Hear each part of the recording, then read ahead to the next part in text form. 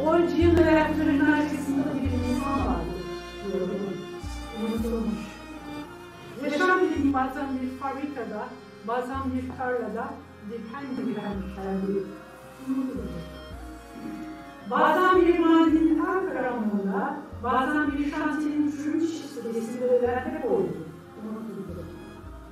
Alın teriminince hırsızlar zengin oldu. Belki de saraylar kuruldu. Dedim ya,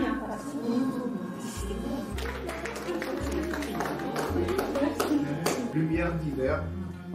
Le temps ne se mesure pas en années ni en mois, pas non plus en heures, minutes ou secondes.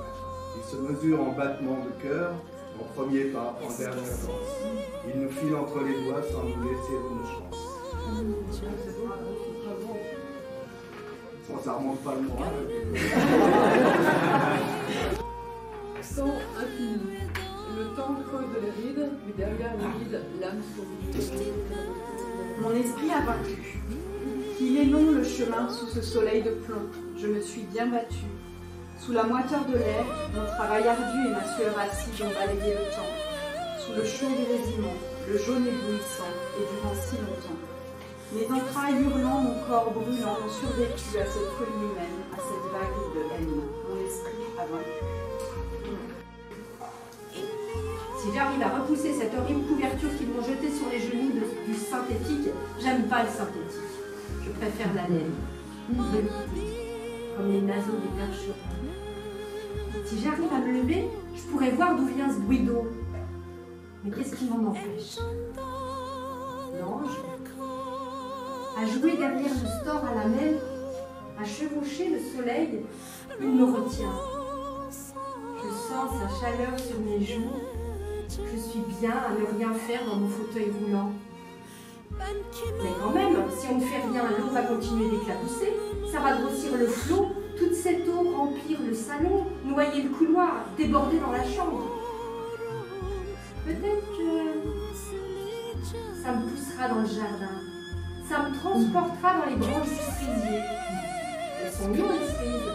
Le sang, le jus coule sur mes lèvres. Le sucré, l'acide dans la même gorgée. Oui, que l'eau vienne au galop. C'est un temps d'ange aujourd'hui.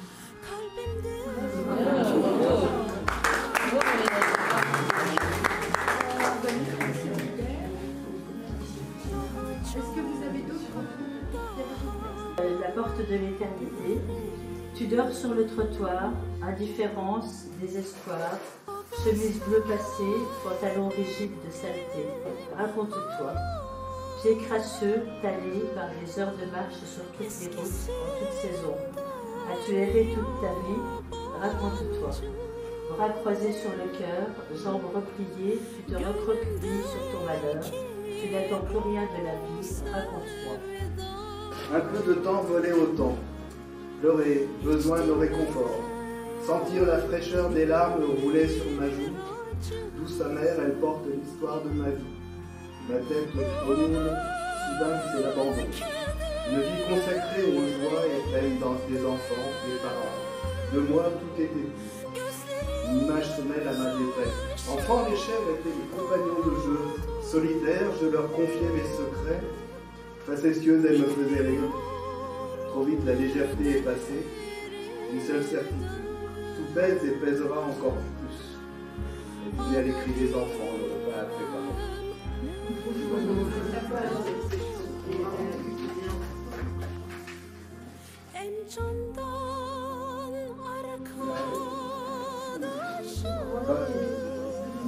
De l'homme prudent.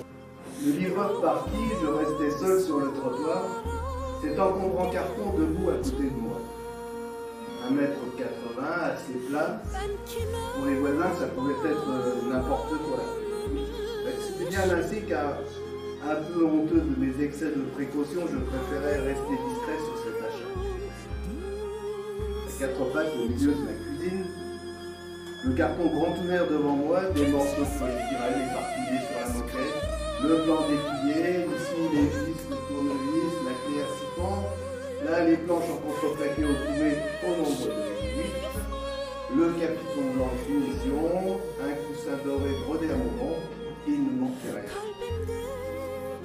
J'avais pris mon congé pour la journée, même si monter un cercueil, c'est pas vraiment compliqué.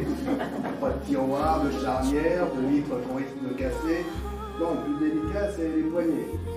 C'est déjà tout très percé. Ah, il ne faut pas se tromper. Le côté capitonné, c'est à l'intérieur.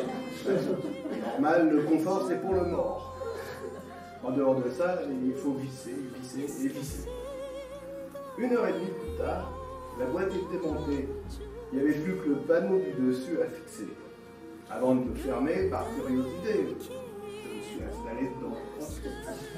J'ai été un peu contrarié car je le trouvais trop petit. D'ailleurs, dans le modèle XXL, je crois que j'aurais eu la sensation un peu de flotter. Et puis avec les années, j'avais comme tout le monde un peu me ratatiner. Le tout était donc de ne pas partir trop tôt. Après quelques considérations sur le temps qui passe, oui, c'est un peu une obsession chez moi, je me suis décidé à en sortir et à le ranger. Je pliais les emballages, ramassais les sachets vides et les cales de polystyrène expansées, et dans mon empressement, je n'avais pas prêté attention à un petit carton. C'était celui des options. Moi une et je jetais 150 € à la poubelle. D'autant plus désolant que j'avais choisi le modèle White Paradisiaque, car il était le seul à proposer ce qui représentait à mes yeux le dernier cri de la technologie. De quoi faire pâlir de jalousie les autres concessionnaires. 10 minutes de plus donc, ajouter au temps de montage, mais après, quel soulagement! Ah oui, il faut que je vous explique. Je partage avec beaucoup de mes contemporains l'angoisse d'être enterré sans être mort vraiment. J'ai une théorie que j'ai élaborée à l'adolescence, sans doute pour me rassurer. À l'époque où Dieu ne m'ayant jamais adressé la parole, je le considérais comme raté. Je me dis qu'au moment de mourir, nous avons tous droit à un petit temps de réflexion pour nous conforter dans notre choix d'y aller ou pas. Comme un délai de rétractation, c'est ça. En clair, la question c'est trépas ou pas trépas. Et connaissant ma difficulté à décider, même pour les petits détails du quotidien, je crains que pour moi le temps imparti à l'ultime réflexion ne soit pas assez long. D'autant que dans une société qui fonctionne de plus en plus en flux tendu, où la durée des cérémonies est réduite au strict nécessaire, pour ne pas décourager les participants, où le silence des cimetières et son corollaire, le recueillement des proches, qui avait pour objet de permettre la détection du moindre souffle de vie, du supposé défunt avant de commencer l'ensevelissement, vous me suivez, j'espère, ne sont plus que des concepts dépassés et issus du siècle dernier. Tous ces temps laissés aux morts pour réfléchir lui sont aujourd'hui baignés. Aussi, le risque d'erreur a nettement augmenté. Et j'ai la réputation d'être un homme prudent.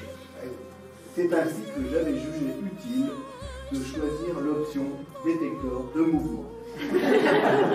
Après la publicité, la détection était fiable à 99%. Il suffisait de programmer le numéro de service du client de l'agence des pompes funèbres générales la plus proche, et ceci intervenait dans les 24 heures, quand même, pour vous traiter ces mauvais temps. 3 billets de 50 €, il ne fallait pas s'en priver. Voilà. Les années ont passé, mon cercueil est là dans mon petit studio, coincé entre l'armoire et la planche à repasser. Tous les 6 mois, je change les piles du détecteur. J'en profite pour donner un coup d'aspirateur. Il n'a pas très bien vieilli. Le poussin s'est terni, le bois a jauni. Des fois, sur le site Ikea, je regarde les nouveautés ou les dernières promos. En 3 ans, la mode a bien changé. Non, le goût et vernis, c'est vraiment plus tendance. Je me console en me disant que 15 ans auparavant, j'aurais choisi sûrement le modèle en forme Mickey. À vouloir trop anticiper en matière d'obsèques, on tombe vite dans le rétro. C'est vrai que le temps passe si vite.